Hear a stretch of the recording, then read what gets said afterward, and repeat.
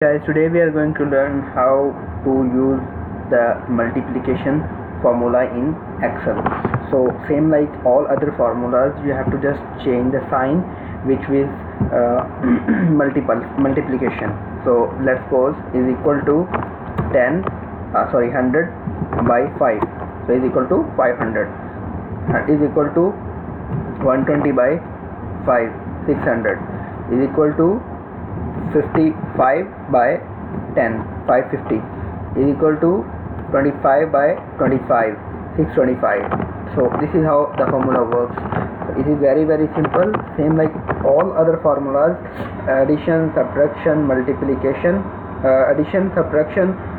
division, and now multiplication. So all the formulas, you can see that all of the formulas are being started by by the sign of is equal to, then the amount, then multiply by the figure what you the amount you want to multiply. So this is how it works.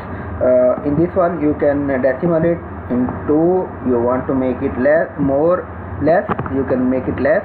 You want to increase it more than after how many words you want after a point, you can also mention this one. Thank you so much. Please share my video and subscribe to my channel if you like my video. Thank you so much.